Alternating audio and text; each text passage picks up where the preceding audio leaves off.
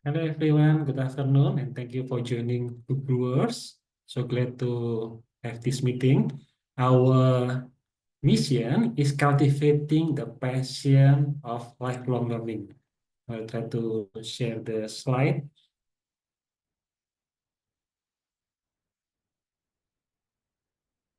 with it.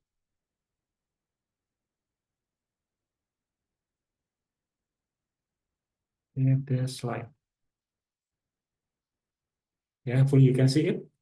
So this is the mission of our club. This is cultivating the passion for lifelong learning. So we want to have learning as a passion and we do it for a lifetime. That's the mission of our club. And here are the things that you can talk Check, about. check, With check. Hello. Yes, we can hear you. Yes, Yay, finally. welcome. Yes. So you can share about the title of the book and what it's about, and then why did you decide to read the book? The reason why you decide to read this particular book, and then what are your key takeaways from the book? And is there a question that you would like to discuss with us? And lastly, any question from the audience? So this is the broad outline, the title, what it's about, why did you decide to read the book, your key takeaways, question for discussion, and also question from the audience. All right, so Pipit will start. And people will share the book, the Can you title. please copy and paste it in the chat box Yes, I so will I do it. can refer to it from time to time? Yeah, pedagogy of the oppressed. Pedagogy of the oppressed. Yes. Yeah, Can yeah, you copy and paste the questions, please? yes. Thank you.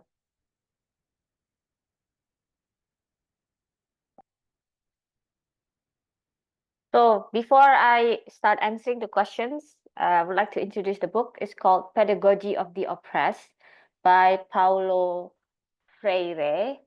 And this book is very critically acclaimed for educators who are liberal educators. I mean, talk about world peace, criticizing the war, criticizing colonization, imperialism, neo-imperialism, all of these things, right? So this book is pretty famous. Unfortunately, this version by Penguin doesn't have good translation. The original language is in Portuguese, and of course, this one is in English, right? So this is the 1970 translation. Oh, wait, sorry. So the book was written in 1970, but translation was in 1990. So 1993, sorry. The book was written 1970, the translation is 1993. So for some reason, I consider myself a pretty good reader. My reading comprehension is, I think, pretty good. But even for me, it was so difficult to decipher the meaning of some of the paragraph. I caught myself reading one page can be even 15 minutes staying in one page because trying to understand what does it mean. It's hard to imagine what it means. It's also partly philosophical and literary criticism. Oh, no, like a historical criticism. That's why it's a little bit heavy. And the reason I bought this book is because it's from American Book Center in Amsterdam. We all have a lot of books that we have not even read, right? So when I visited the store, I said, I'm going to buy two thinnest possible books in this store. Thin. So I found two, this one, and then Notes on Nationalism by George Orwell. So this is how I came across this book. Funny enough, when I had a teacher training before Lebaran, I had a teacher training, and one of the workshop is about peace education. They use this book as the reference, and when suddenly this book came up in the screen, I produced it from my bag. You meant this book? And then I was like that. Oh yeah. But that time I was still reading half, but now I have finished it after Lebaran. So this is the introduction to the book. about how teachers who teach in a country that experience some type of oppression, they have to realize their big role in this education, try to conform this, not try to convert, yeah, try to convert these students into activists, basically. So they should not just be silent with oppression that happened to them. It starts from the education. And it criticized a lot of how education somehow is also can be a form of colonization, can be a form of oppression if we don't do it right. So I think it was really good in that kind of sense. And that's the combination between the introduction to the book and why did I decide to read the book. What are the key takeaways from the book? So basically, this book is divided into 4 chapters. Chapter number 1, it talks about how basically the condition of being oppressed or being colonized is not normal for human, basically. And a lot of people think that after they are free from colonizations, then automatically their mind becomes free at the same time. So this is a wrong take on this, because that time I think Brazil has been liberated from Portuguese colonization, but he felt like the people were still mentally colonized. That's why. So he said we should not stop teaching younger generation to be critical to whoever trying to oppress them. Just because the colonizers are no longer here, it doesn't mean we are free from oppression and colonization. So this is basically the first chapter is dedicated to talk about how educating students to be critical, to be realize that if they want to be free human, it's a lifelong process. It doesn't stop just because the oppressor is no longer here, basically. But the way he talked about it was very difficult, in my opinion. So yeah, well, basically it talks about how many people still have the colonized mentality, kalau mental terjajah in bahasa Indonesia ya, even though the colonizers are no longer here. So that's the first chapter. The second chapter talk about, this is the main one, called the banking concept of education. I'm going to write it in the chat box. The banking concept of education. Okay? The banking concept of education means they treat, when students or the country or the schools treat students as a passive recipient of knowledge, basically. So it's like their mind is like a bank of knowledge that we need to fill them up with a lot of this information, and a lot of the ciri-ciri are the characteristics of this type of education is there are 10 of them. For example, the teacher teaches and students are taught. Teacher knows everything, students know nothing. Teacher thinks and the students are being taught about. Teachers talks and students listen. The teacher disciplines and the students are disciplined. The teacher chooses and enforces their choices and the students comply. The teacher acts and the students have the illusion of acting, although this is the choices of the teacher. The teacher chooses the program content and the students were not consulted about it, but they have to do it anyway. The teacher confuses the authority of knowledge with their professional authority. Okay, so basically they do not allow any oppositions from the students. The teacher is the subject of the learning process, while the students are the objects. So this is basically the checklist of what makes a certain education become a banking concept of education. If we do this to our students, this is the same thing as we actually colonize their mind.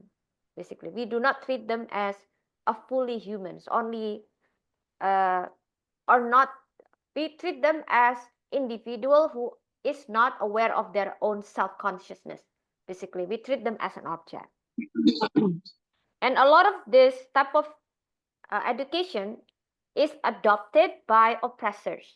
So they think education in this kind of manner was, what is it called? Is useful for them, basically. So this is one of the ways to maintain the dictatorship, the oppression, and all of the injustice happen in the society by treating students this way, so they will not question anything that go wrong in the society, basically. Here, like this concept is well suited to the purposes of the oppressors, whose tranquility rests on how well people fit the world the oppressors have created and how little they question it. So they said the oppressors created a world for these people, and they make people fit to that world and never question it, or only little question it. While the world that these oppressors create for them is actually not a natural world where humans should live. It talks about a lot of liberty, how when humans are totally free, if they think for themselves, if they realize that, I think they think for themselves. This is one of the biggest advocation, the biggest idea that they want. Basically, they want these kids to think for themselves. So that's the second chapter. The third chapter is about words. How the words and dialogues in class are very important. So basically, they need teachers to be careful in using their words. There are some words that somehow command absolute compliance, absolute compliance to their instruction. For example, this is not a good habit.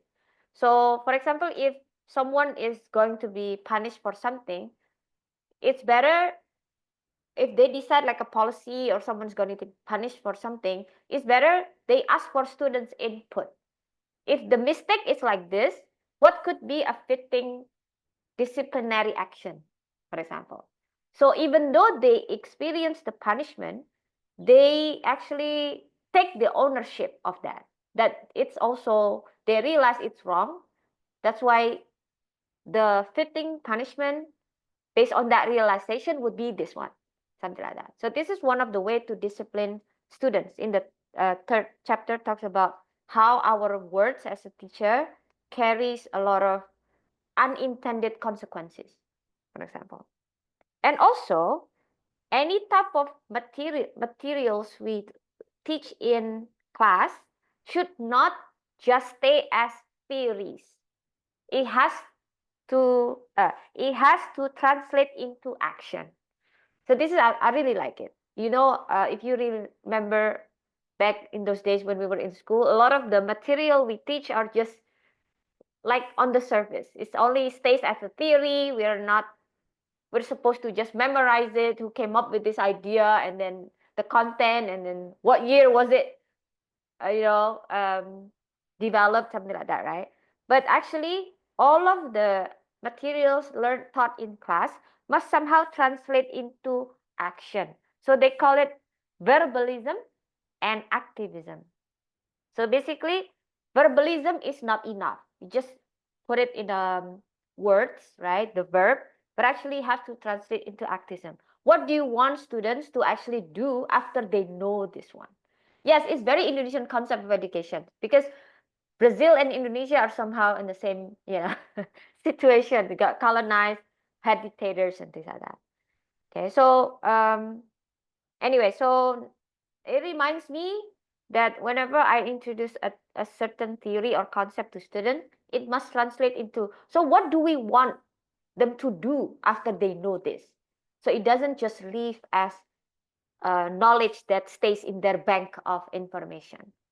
This is really a good thing, a good reminder for me as a teacher, the chapter 3. And then the last chapter talks about several theories that needs to be taught in schools that teach about human liberation. Yeah, liberating human.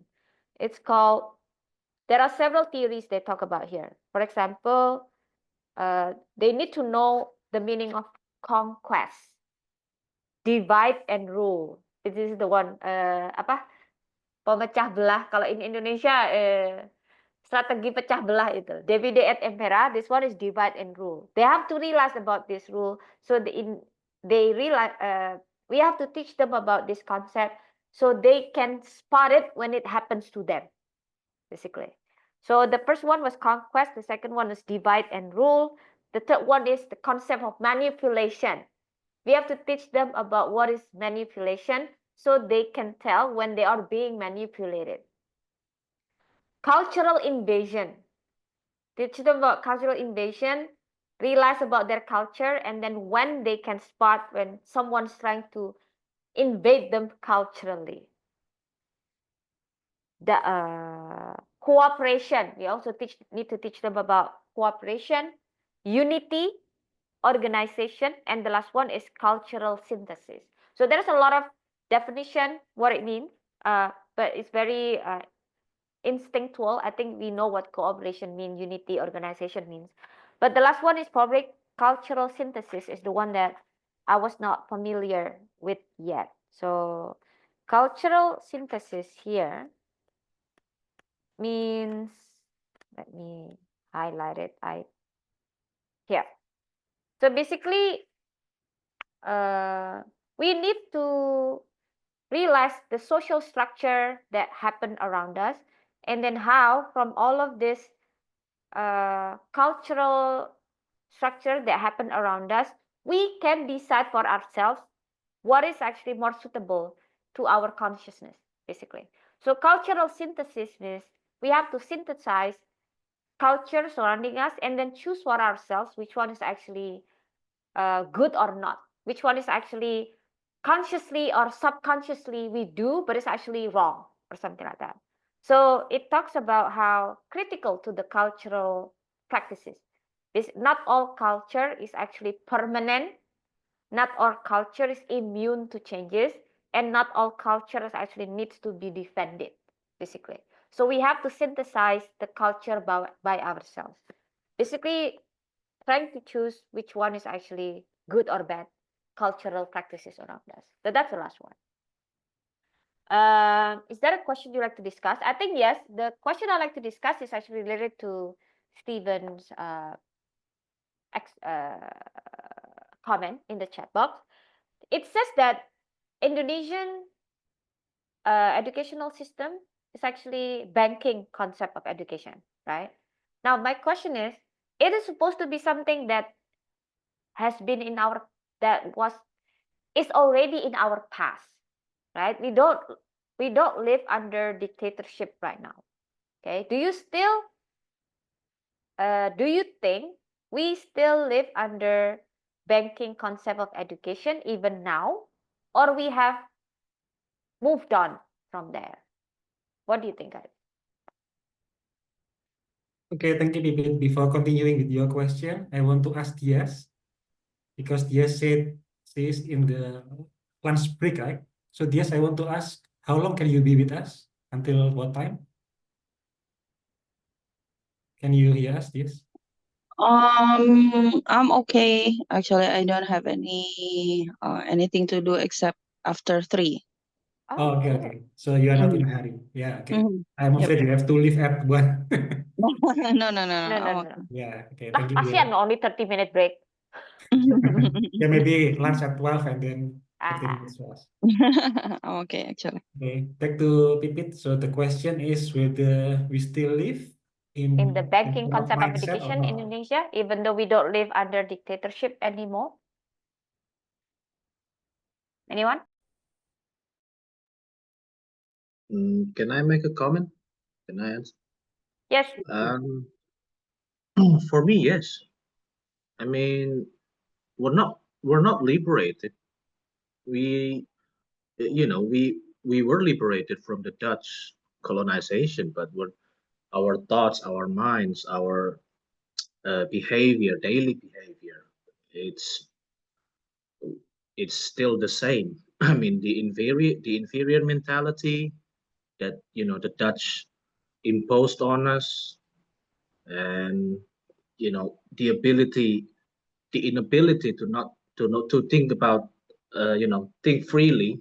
I mean, yes, the teachers are still doing that. And for me, maybe it's one thing that I remember look hearing from you what you're saying. I just remember about the Indonesian concept of education from Ki Hajar Dewantoro. This is what I want to ask. I think every education in every country has its own purpose, right? I mean, yes, of course, if the Dutch wanted to educate us, they wanted us to be, to be very docile. They wanted us to be just follow what I'm saying, right? That's what they taught us. So I don't know. Is there any purpose or goals of Indonesian education that you know? Actually, the third line of Ki Hajar Dewantoro's semboyan or proverb is actually very progressive. It says Tuturi Handayani, leading from behind as a teacher. As a teacher, you have to lead from behind. It's the students who have to take a lead in their education, in their learning. And it's even chosen as the slogan for elementary school in their time. You should remember Tuturi Handayani. But for some reasons, the practice is really the opposite. It's teacher who still lead everything. While in the Ki Hajar Dewantara concept, teacher should lead from behind, let the students actually lead the process. So I don't know, there's a misconnection between what he wanted at least and the actual practice. Yes, in Topi For me, Sekolah as well, and everything actually. for me, it's just a practice. I mean, yes, you have the Ingar Sosum Tulodo. You lead from the front. You not lead. Lead from Teladan, ngasih teladan ya. teladan dari That's good, depan. right? That's still good practice. Ingmadia Mangun Karso Hmm. di tengah-tengah memberi semangat. Hmm. Tuturi Handayani memberi dorongan dari Dorongan belakang. dari But that's the belakang. practice for the teacher. But That's in I don't. theory. But why do we need to be educated? That's one thing I don't think Indonesia has any purpose. I mean, Americans, they teach their children to be free, liberated, Yeah. to think freely. China educate their children to be to love their countries and Discipline. really, strict and do everything for your country. What's Indonesian's purpose? I mean, why do the children of Indonesia need to be educated? I think that's one problem that not most of us cannot solve right now. For me, Yeah, there's always a gap between what is being said and the action. If I can refer to the book, it's in the chapter 2 chapter 3 about there's verbalism and actionism. I think we somehow got stuck still in the verbalism. We say what is right, but we don't actually do it correctly, I think. So yeah, it's the problem. I just wonder why, after all this time, we haven't made. Well, we do try to make progress with curriculum Merdeka, for example, right? Independent curriculum. But if the teacher still has the same type of thinking, even though we change the curriculum, the delivery will still be the same because they feel like they're the one who control the narrative, the one who control the class. They're the center of knowledge while students just the recipient. So I think here the mentality of the teacher is one of the biggest problems in Indonesia.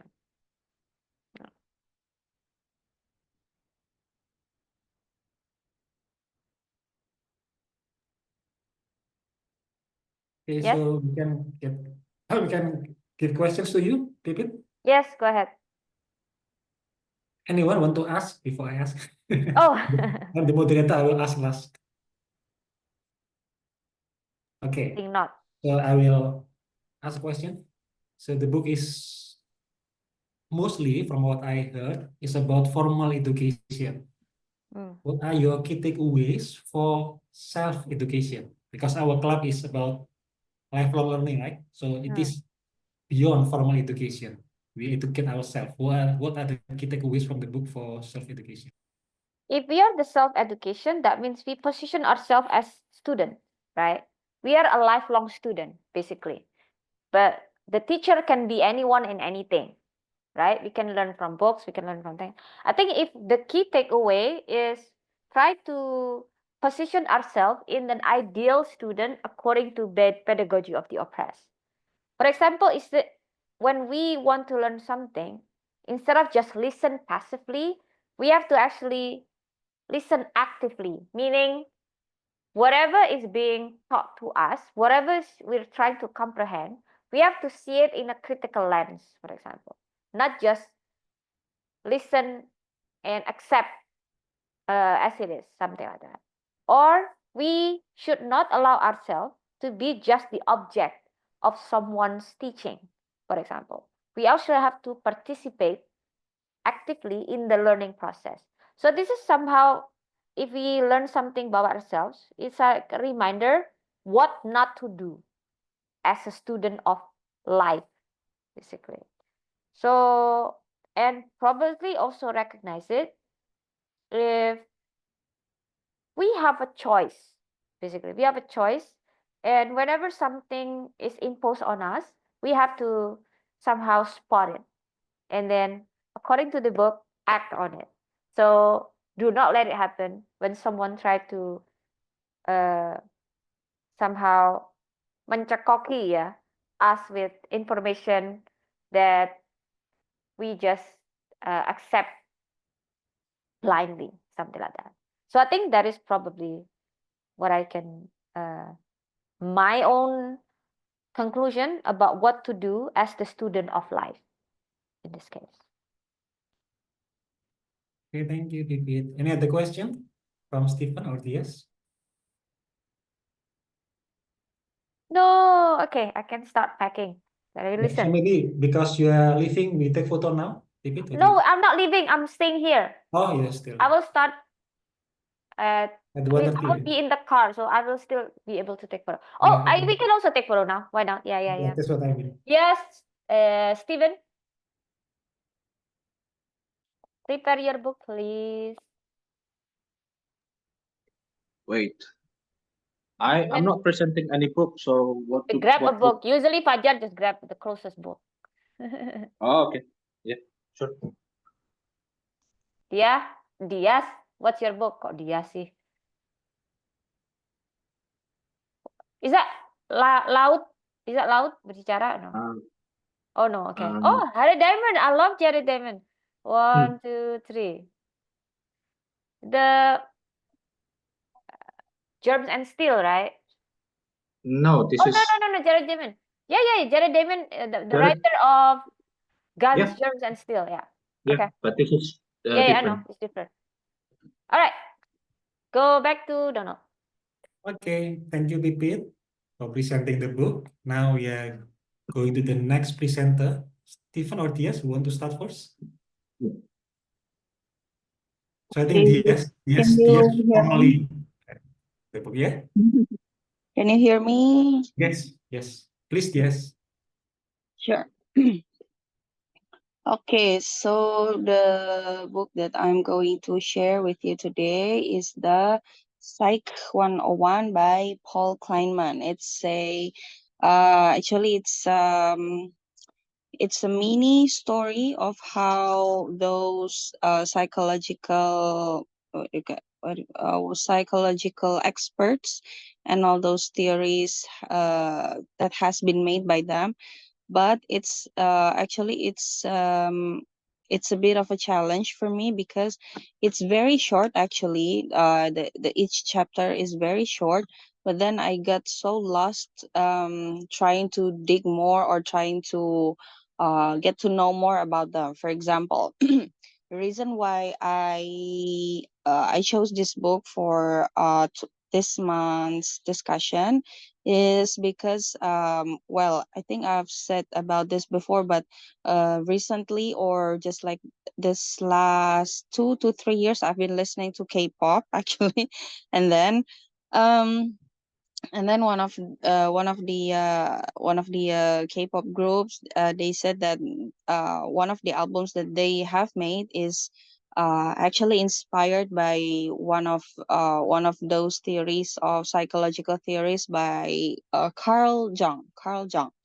And then and then I decided, oh, what's the book? And then I read the book about the dreams and interpretations.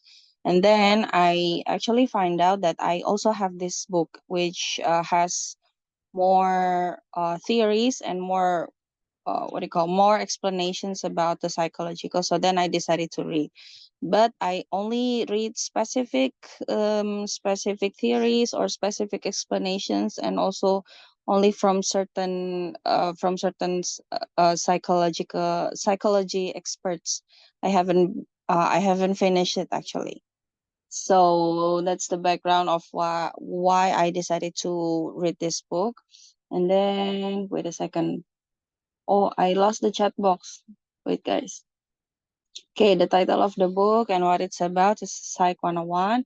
I decided to read the book because it's actually based on random thoughts, but also because I'm a bit curious about the exact theory, or the exact initial thinking of how the theory has been made into an interpretation of music and lyrics and stuff. And then, what are my key takeaways from the books?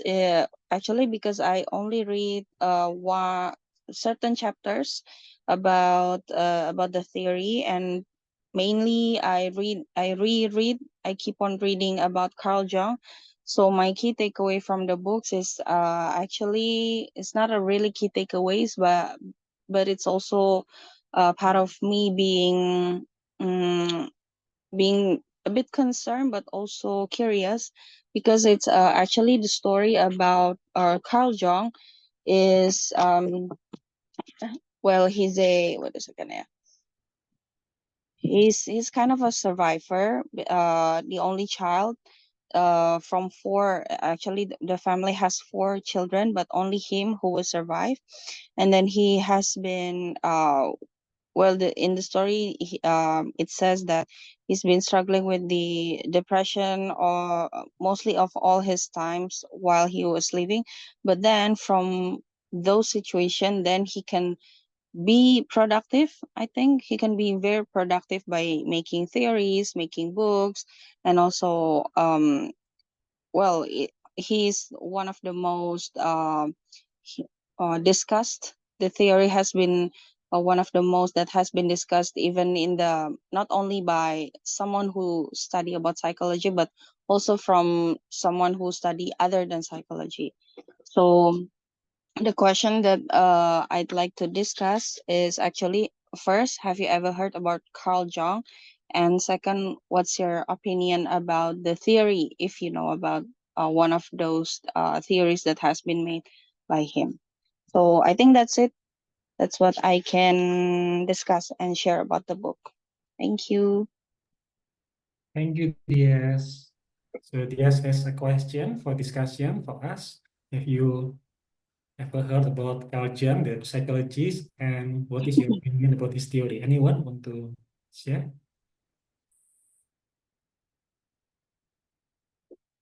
I think Carl Jung is one of the most famous psychologists other than Mhm. Sigmund Freud, right? Yep. A lot of educational theories actually based on Carl Jung as well. But for some reasons, people think he is just like Sigmund Freud. It's very controversial as well. And a lot of the theory that we believed about him, he came up with, it has been contended now. It's no longer what is it called, applicable, or it's outdated. Yeah. So and basically it's like kalau in bahasa 11-12 ya, with Sigmund Freud.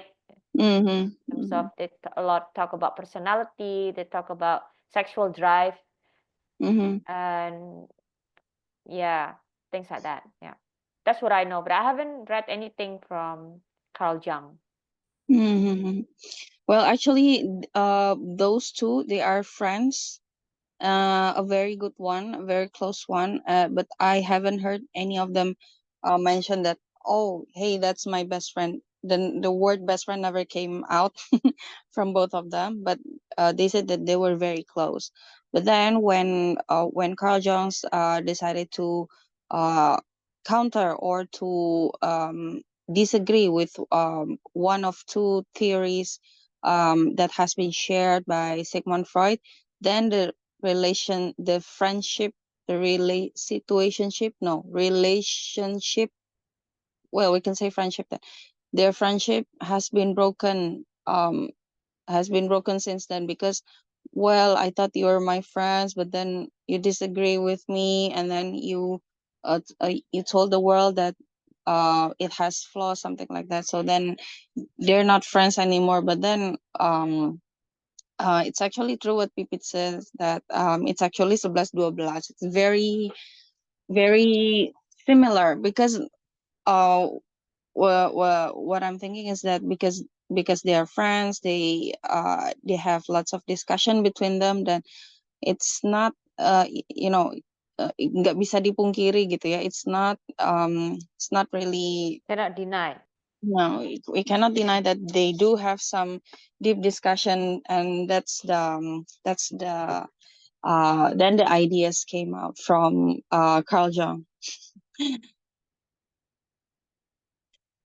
something like that. So other things that it's also mentioned in the book is that Carl Jung got married to the woman called Emma. Oh, both of them have working for a psychiatric hospital, but then he remained married with her, even though he had lots of affairs with other women, including the years of long relationship with one of his first patient. So it's a bit this is one of the two most shocking informations as well that has been mentioned in the book. So then we get to know his life a bit, about his relationship, not only the friendship between him and Sigmund Freud, but also with his wife and the other woman. So um, it's a bit interesting, because then I get reminded by the recent gossip, or no, the recent breaking news from one of the most well-known politicians, and then I get the summary that the thing about relationship, about romance, it's always been talked by public. That's what I can one of the things that I can summarize is also because the public, they do curious about relationship, especially with the public figures. So I think that's it. Okay, thank you, Dias. I think we can go to the questions. Mm-hmm. Yeah, any question for Dias? Mm. Are you gonna finish it? How far are you? You're gonna finish it? Can you present again? Sure, I can represent it next month about the other theory, and about the other um experts, or what we can call ancestor of psychology. Ancestor. Another thing is, do you think the explanation of the book is comprehensive enough? Because there are a lot of Mm, books that says 101, blah blah blah for dummies, gitu kan. But in yeah. reality, it's not that easy to explain a complex concept. For me, this 101, because I'm not learning psychology studies in college. I think it's a bit tough for me, but also it's very interesting, because I mean, each chapter is very mini. It's like 2 to 3 pages. So Like it's a very good book while reading on your lunch break. Actually, this is very highly recommended compared to comparing to other books that you need more and more concentration. This is like very short for me, but then it's also a challenge because then I have to, well, where did I finish and which part should I restart, something like that. But when I asked one of my friends, two of my friends who has been learning psychology, they said that this is very light for them, and it's not supposed to be called 101. For them it should be called like an introduction, or something sweet or short and sweet, or many things about psychology, or the most popular things you need to know about psychology. For them it's a better title comparing to 101, because it's not really 101. if uh if only this short, or if only this very brief, something like that. So that's what I can share about the title 101. Thank Yeah, you. I have a question. Mhm. Sure. Please, you want to follow up? No. Thank you. Okay, I have a question for Dias. You mentioned Sure. that culture has this disadvantaged background, but he Mm-hmm. needs to overcome it and come up with so many Mm-hmm. theories, right? So what is the Mm-hmm. factor that led to his breakthrough despite his circumstances? Well, in this chapter, the story told that when he was 12, he was he was thrown to the ground by a classmate. So I'm assuming there was a there was a bullying uh, that played part in his life early, when he was a mini teenager, I'm guessing, because it was 12. So maybe around junior high school, yeah, 12 years old. And then Preteen. pre, oh, that's what you call, okay, preteen. And then um that incident caused him like a, what do you call it? It's a fainting. Yeah, it says here it's an they call it neurotic fainting. So sometimes when he gets too stressed, then he passed out just like that. So then uh, after those years, his parents decided to took him to hospitals to see doctors, because it has been a major concern. You know, when you just sit down, when you were just doing daily normal life, daily routine life, but then suddenly you passed out. So it has been a very serious issue for his family. Then uh here it says that he was staying at home because the doctors really fear that he will suffer from a major epilepsy, because it shows signs on him within those years. So and then one day he heard that his father was discussing about his condition, and says that uh, this is this is very unfortunate for him. This is this is like a sign that he might not be someone, or he might not be able to grow up properly like other teenagers.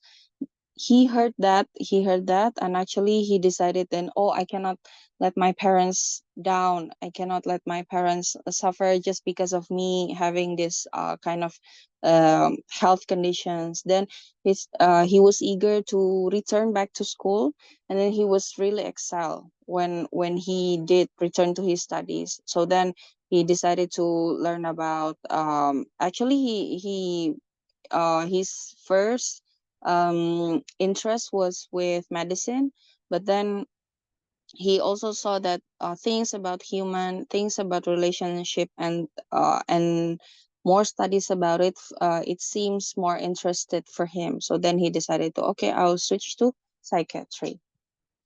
So it's a life, it's a like, I mean, his life journey is also it's very struggling and very hard, but then he proves it that he can do despite of his struggle teenager life. Yeah, nice story. Thank you, Dias. Mhm. Any other So thank question you. from Bipit or Stephen? No, it's interesting how when you hear words like that, there are two possible reactions. Number one is Mhm. believe that that is true, that you'll never mount to good things. You'll never grow as a normal teenagers and live up to your potentials. But in the other hand, Mhm. you can also do like what Carl Jung did. He used that Mhm. words to motivate himself and Mhm. suddenly create a dramatic change. Yeah. So I think that's Mhm. also a different, what is it called? We also need That's to find one. out what Mhm. makes one person go the other way rather than Mhm. go to the, you know, surrender or Mhm. fight Mhm. for it. Yeah. Mhm. Mhm. Yep. Okay, thank you, Bipit. From Stephen, anything? Sorry, I've heard of Carl Jung, but I've never read his theories. So basically, I like psychology, but I never read about some theories because that's very complicated. You know, human psychology is very complicated. So whenever I read something like Sigmund Freud or something, I read an article about it. It just doesn't go into my head. I love something that's more practical, something like body language, Mhm. that you can practice, that you can actually use in a daily life. But for something like that, that's very complicated to me, because human mind is just like what Pipit says. I mean, one person could go the other way, one person could go another way, right? I mean, you have, let's say you have two sons of a father who's a drunk, who's an alcoholic, and then suddenly when they grow up, the first son, become a big success, and the second son become an alcoholic, and they both have the same reaction. Uh, Mhm. why do you become like this, what you are now? Because my father is an alcoholic. Mhm. And Mhm. so I'm interested to find out what makes a person tick, actually. Why do one person sees his dad as an alcoholic and go the other way, but one son Mhm. looks at his father and then decided, I'll become an alcoholic because my father is an alcoholic. I'm Mhm. interested to find out about that, but you know, please give it to me in a very simple, uncomplicated way, because psychology is too much for me. Sorry. No worries. It's also one of my first times reading this type of book. Oh, really? Wow. Mhm. So take your time, not to rush. That's very time Yeah. consuming. Yeah, yeah, FYI, me I'm too. gonna start driving from now on, but I will be listening. Okay. Okay, Pipi, drive safely. Thank you. Okay, so thank you, Dias, for Thank sharing you, the book Daniel. with Thank you, us. everyone. Site 101. Now, Stephen, would you like to share the book that you mentioned in the beginning? Oh, I haven't finished it yet. Just until chapter 1. It's okay. You can say what you have learned so far. Oh, okay. Uh, yeah. Let me get the book then.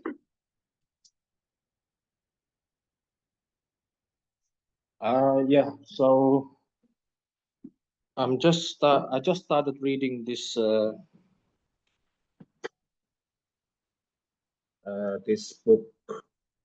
but it's a translated version. I cannot find the English version. So um, what I why do I'm interested in this? What's the question again? So I decided to read this book because I'm a big I'm not a big fan, but billionaires subject is a very interesting subject, right? I mean, we all love to become a billionaire, but these guys, they have proven they can be very rich, very, very powerful in their countries, you know. So I'm interested to see how did they get there. So in chapter one, the I think the writer is a reporter. Okay, so the key takeaways from the book. A lot of these godfathers, they are based in Southeast Asia. So Thailand, Malaysia, Indonesia, Philippines, Hong Kong, and Singapore. And there's a reason for that. Um, you know, these billionaires, most of them are Chinese from China, right? Or Chinese descendants, and there's a reason. In this book, that my key takeaways, because China wasn't really, there's not a land. It's not a land of opportunities in that era. So from 1500s, from 500, 600 years ago, they came to Southeast Asia because they see a lot of potential in there. They see a lot of resources to work on, and not a lot of people, not a lot of population in Southeast Asia at that time. And something about the Chinese people here is they are very, very, they are a fighter because they come from China like thousands of miles. They come to Indonesia and then they work hard to become a success, and they are well received actually by the locals. I mean, a lot of Chinese people they become part of Thai royal family, not the Thai royal family, the Thai official. In Indonesia itself, a lot of these Chinese people they become the what we call kapitan or captain in the Dutch era. A lot of the Indonesian Japanese aristocracy they love the Chinese people because they are adaptable, and a lot of Dutch people, French in Vietnam, they see these Chinese people as very very useful, especially when it comes to something uh, related to taxes, finances. So these Chinese people, it's a good start for them to become a very very rich in Southeast Asia, and they really took that opportunity. Uh, that's what my key takeaways until now. I'm only in the first chapter, so not a lot that I can share for now. Any question? Sorry, what's the question again? A question that you would like to discuss? Okay. I actually don't have any question. I don't have questions for now. But what do you think, guys? Do you want to become a billionaire? I guess that's my question. And how would you become a billionaire? Okay, so there's a question from Stephen. Do you want to become a millionaire I and don't have any how? question. I think Anyone everyone want to answer? would love to have lots of money, though. Sure. And how would you do that? Is there any thoughts, any way you can become a billionaire like these people? Like those people, I used to want to be those people, but because I've been struggling, and also I've been trying this and that, and then also because of learning that uh, besides having lots of money, there are also lots of things to be considered, such as health, and then what else, such as um what do you call, peace of mind, something like that. But also I'm working towards that, but um I just have to be more realistic instead of having um maybe because instead of having lots of money, but also then it also comes with types of kinds of things like responsibilities or maybe taxes, because we live in Indonesia, meaning that more money also more taxes, which is not really a good thing. I don't know what you guys think. I think health it's also more important, and also ways to get ways to be more healthy. It's also by having lots of money. It's also like a full circle. Yeah, that's a good question. That's a good statement. Maybe anyone can jump in on that. I have two questions then. It's probably Mm. hard. Like, do you want to be millionaire and how to do it? Maybe do you want to be happy and how to do it? That's is easier to answer than do you want to be millionaire and how to do it? And number two is how to be a millionaire without merugikan orang lain. Probably that's also important because a lot of people can make a lot of money, like drug dealers or something, right? They become millionaire, but in the way of doing that, they actually become a disgrace of the society. So I think probably the question is, do you want to be a millionaire and how to do it while becoming the blessing of the society at the same time, not the disgrace of the society. Like becoming corrupter is also becoming how to be a millionaire, but that's become the disgrace of the society as well. Okay. I'll try to answer that question. Um, yes, what you said is right. I mean, I haven't. I'm hoping to find the answer in this book in the next chapters. But what I know, what I believe, these Chinese people, why do they become so powerful and a lot of money? Because they look for opportunity. They really look for opportunities. Wherever they see an opportunity, they go there. So let's see with Lim Xiu Leong. He became like one of the richest guy right now in Indonesia, right? I think he still want to build BCA, Bank BCA. It's because he has a very tight connection with Suharto. So a lot of these the rich people, these millionaires like Ibnu Sutowo, uh, whatever, they it's not because they play fair. They play unfairly. They have the grip. They have the upper hand in that situation. So uh, you know, in this world, yes, we have to kill to success, and that's what they did. A lot of what I know about the stories, in Surabaya, there are a couple of Chinese, big, very very rich Chinese in Surabaya, and they don't really play fair. They do work hard.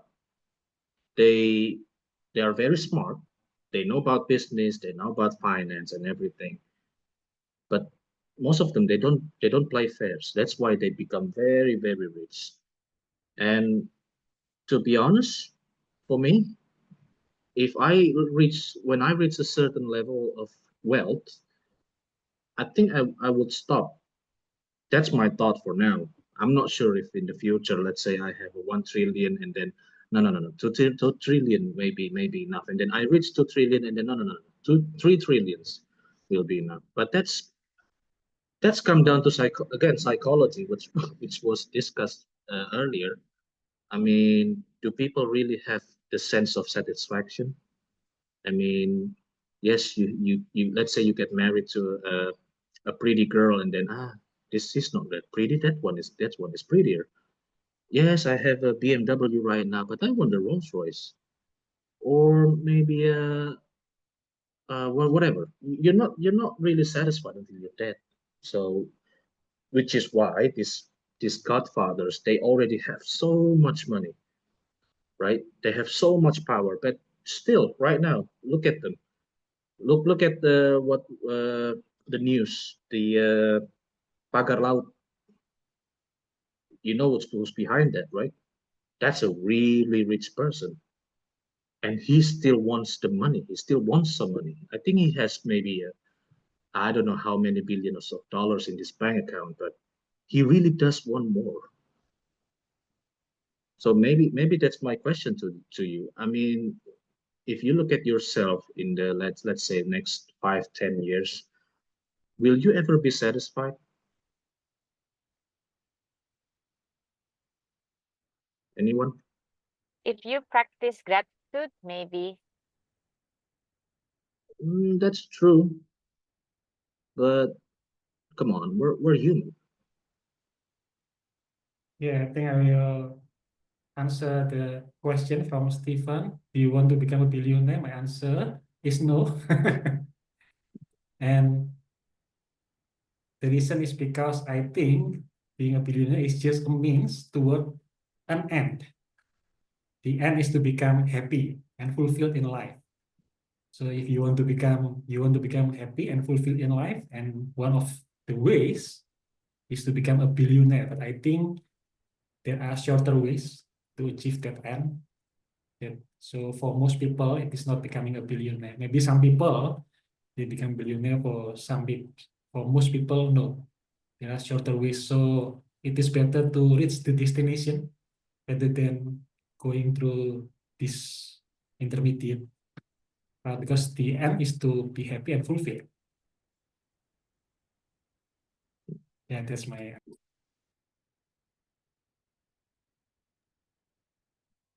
big. Yes, please. Anyone? Maybe? I Another. mean, will you ever be satisfied? I mean, you look at these people, right? They have power, they have money, but it's not enough for them. It's they still want more and more and more. I mean, looking at this, will you ever be satisfied in life when you reach something?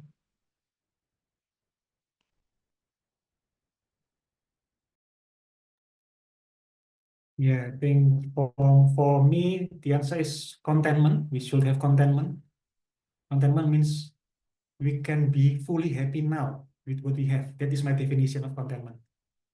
If there is still something else that we need to become happier than today, that is not content.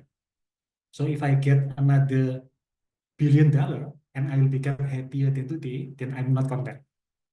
If I'm content, it means that I can be fully happy now, and getting something else will not make it any better.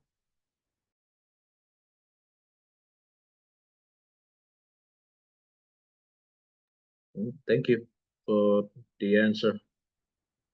I think that's it for me, and unless anyone has a question.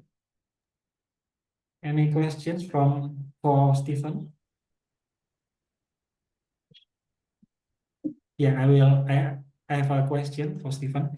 From the stories that you have read so far, which one is the most memorable for you from the names that you have read so far?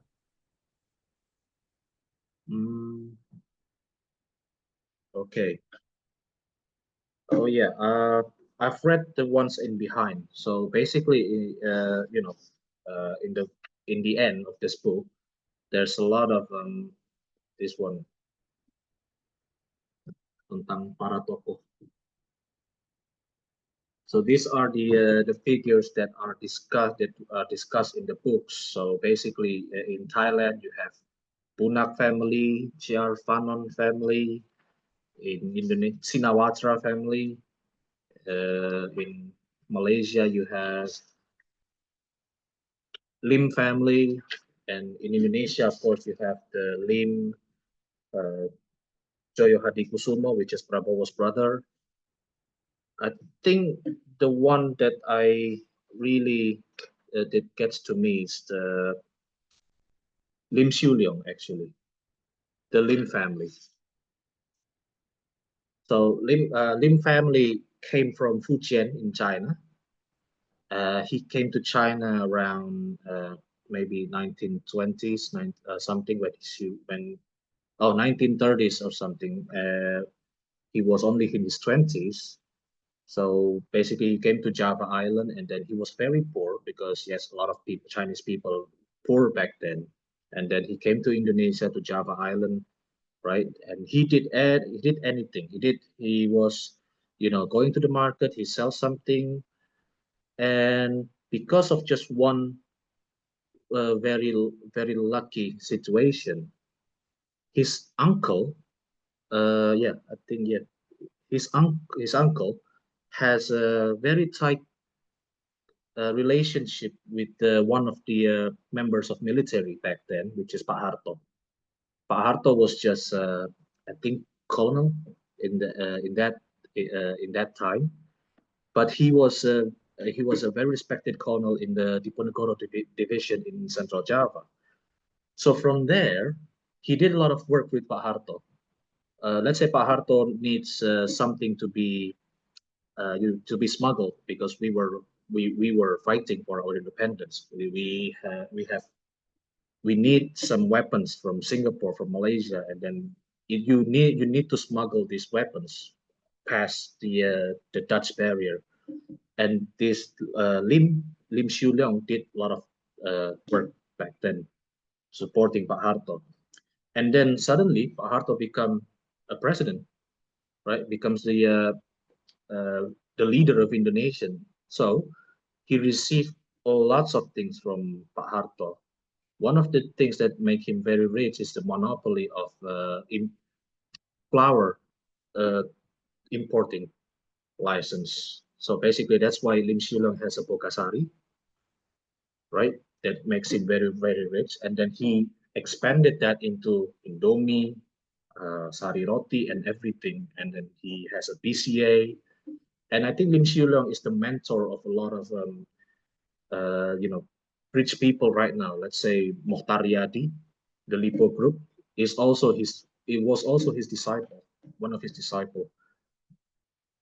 So, looking at that, I mean, just by one single luck in this life, it really changes your life for the whole generation. I think right now, the one that carries on the Lim family flag is Anthony Salim. And I think the third one would be Aston Salim. You can see him on Instagram. So looking at that, I mean, just one single, uh, you know, what do you call it? Just one single time that luck in your life can really change something. That's what makes me wow. That's very very good, very very good story. Thank you, Thank you. Stephen. Any other question from Dias or people?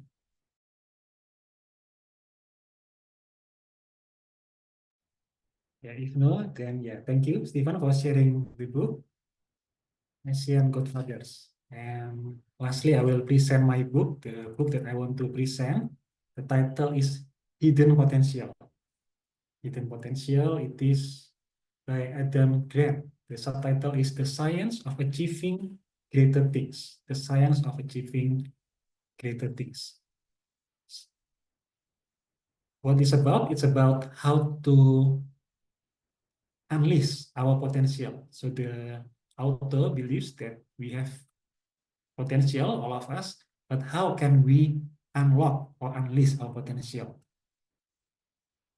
The second question in the slide, why did you decide to read the book? Because I'm interested in personal growth, and because of that, and also the author is a famous organizational psychologist. So earlier we discussed about psychology, and some of them are very theoretical, but organizational psychology is relatively practical, in my opinion. And Adam Grant is one of the most famous organizational psychologists. He wrote many books before, like Original, I read Originals, and this is another book of his, Hidden Potential. So I'm interested in the topic, and I also know the author. What are your key takeaways from the book? There are many tips from the book about realizing our full potential, and I think I will share some of them, some quotes from the book. Like for example, The best way to accelerate growth is to embrace, seek, and amplify discomfort. The discomfort is required for growth. And also about learning. Being a sponge is more than a metaphor, it's a character skill. Being a sponge means the ability to grow is less about how hard you work than how well you learn. And how well we are learning, the metaphor that he used is being a sponge. How do we become a sponge? Here another quote. The sweet spot is when people are proactive, so they take initiative and growth-oriented. That's when they become sponges. They consistently take the initiative to expand themselves and adapt. So the first step is to embrace discomfort. This includes putting into practice what you have learned right away, and then being a sponge, so being proactive in learning. Another interesting quote from the book. People who make major strides are rarely freaks of nature. They are usually freaks of nurture. So usually nurture, not nature. What look like differences in natural ability are often differences in opportunity and motivation. This one is interesting to me. What seems like differences in natural ability, according to the author, are often differences in opportunity and motivation. So these are two factors that I think we can take away, something that I can take away, opportunity and motivation. We want to maximize opportunity and we want to maximize motivation. Like what Stephen just shared with the stories, there was an opportunity, but Lim Soo Young also had the motivation. So he had both the opportunity and the motivation. And we need to embrace imperfection. So don't be a perfectionist. Instead, set a standard, a high one. Do it's not perfect, and you build from there. Another one, the best way to unlock hidden potential is not to suffer through the daily grind. It's to transform the daily grind into a source of daily joy. So instead of grinding daily, the key is to turn that daily practice into joy. Another quote, although it takes deliberate practice to achieve greater things, we should not drill so hard that we drive the joy out of the activity and turn it into an obsessive slog. So he used a term called deliberate play. We should turn the activity in such a way that we enjoy it. There are other tips from the book, but these are some key takeaways. So we embrace discomfort, and then we turn the daily grind into joy, and we are proactive in learning. Okay, so that's what I want to say. I don't have any question to discuss. So any questions from you? I have questions, Donald, but since my voice is a bit cracking due to cough that has not yet gone since a month, I'll just type the questions on the chat box, yeah? Okay, yes.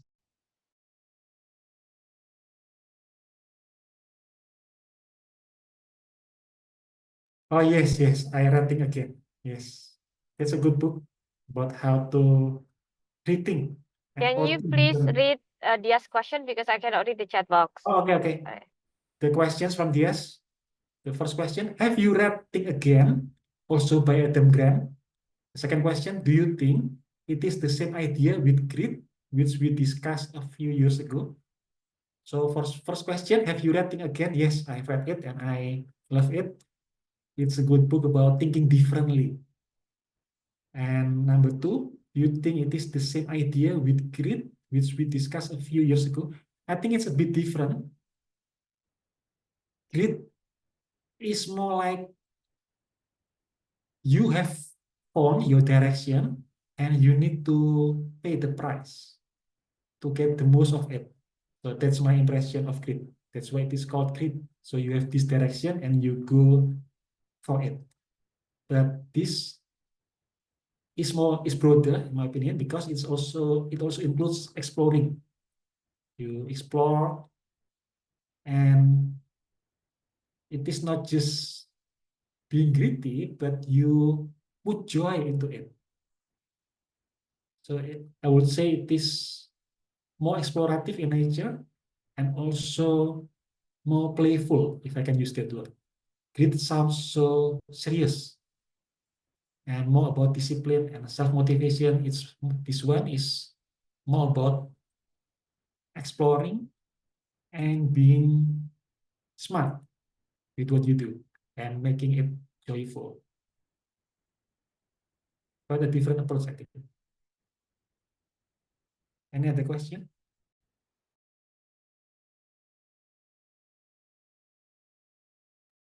I don't know. I thought you said Adam Grant was an expert in organizational psychology. But this book is about personal growth.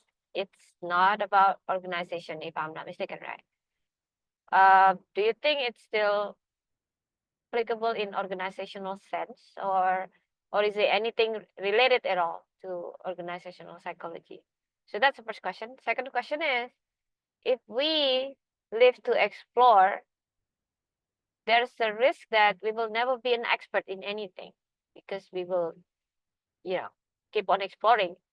If I follow my instinct to keep on exploring whatever skills I want to learn, whatever topic I want to pursue, it's I'm concerned about it's not a directed learning. I will never achieve a certain level of expertise simply because the limited amount of time I have to invest in whatever knowledge I want. So what do you think of that? Thank you, Bibit.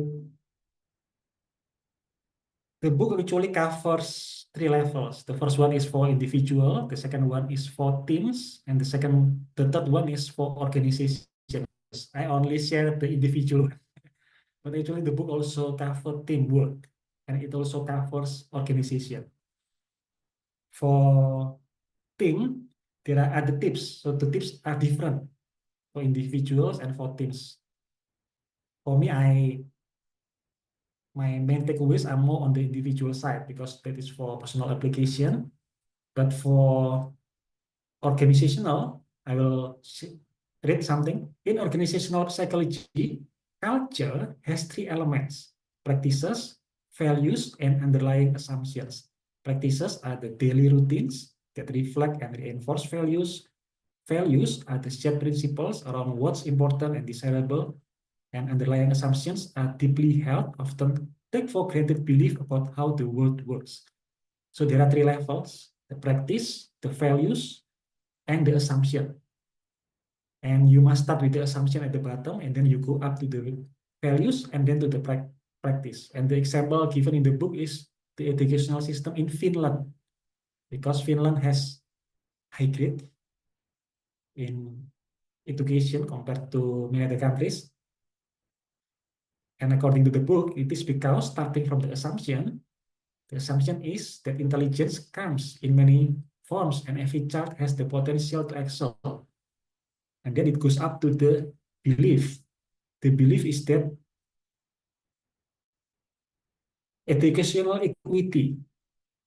So everyone must have the same chance for education.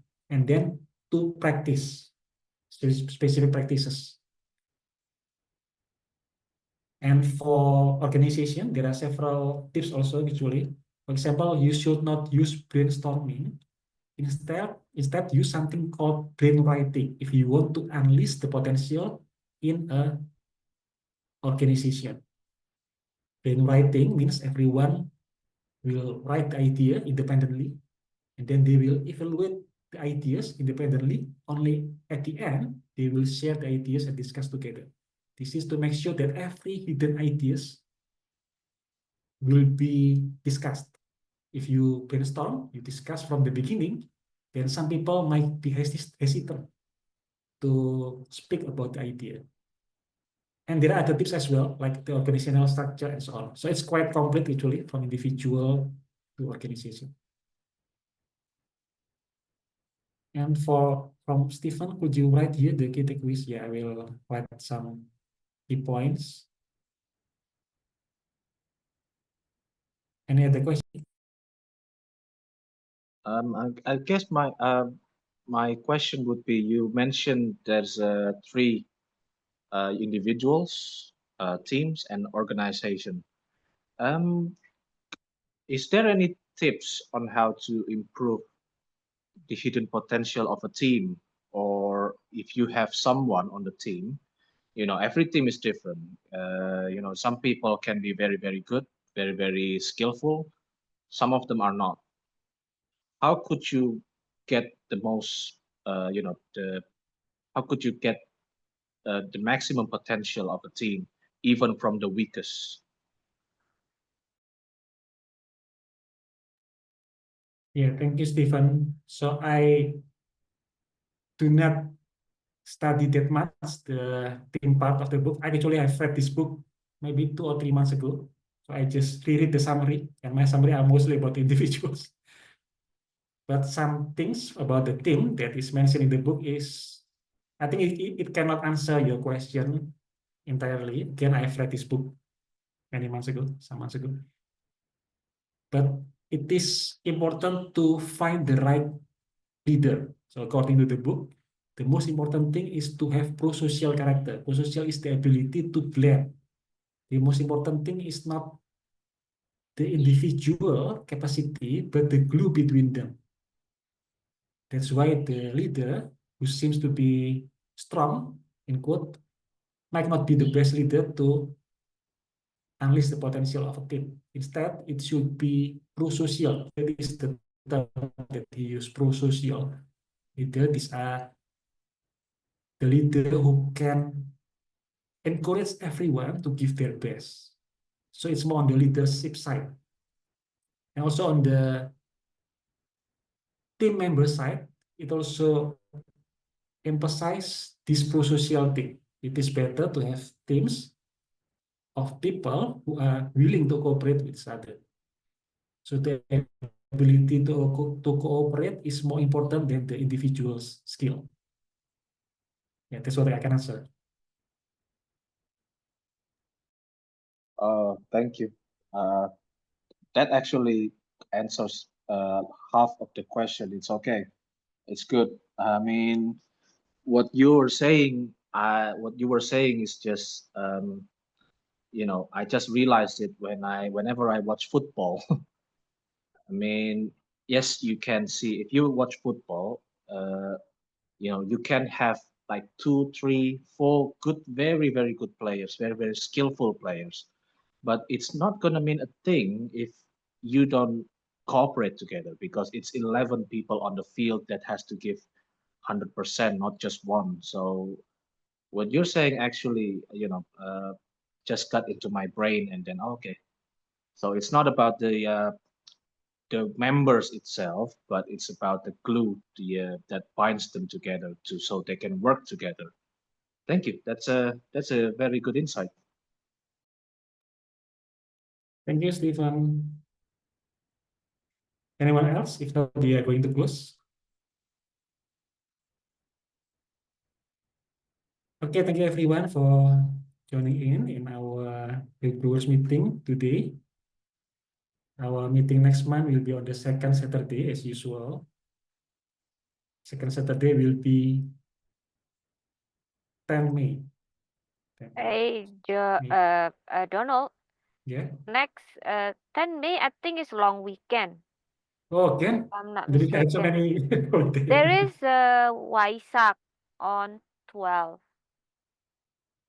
on So Monday. There is Waisak on Monday. I see. So do you suggest we move it to 17? 17, yes, please. Yeah, okay. I might need to go somewhere, can people usually long weekend. Yeah, yeah. Stephen and Diaz, is it okay? 17 for you? Yeah, 17. I will be I will be. I will join you if I've got nothing because sometimes I have to work on Saturday. Yeah, hopefully you can join. And you show us the book upheaval, Stephen. Maybe you can share that next month. That's interesting from Jerry Teaman. I actually want to present this book that's been I read over a year ago, but I still don't know how to present it because it's very complicated. It's no, it's it's about I don't know if you can research it. You can search it in Google about biocentrism. It's just I don't know. I was wanted to discuss that book, but uh, that's very difficult to explain. But I'll try. I'll try in the next. I'll try the next meeting. Yeah, sure, you can discuss the book that you are interested the most. Thank you, everyone. Thank you, Pipit. Thank you, Dias. See you next month. See you next week. Next month. Bye bye. Thank you. Bye.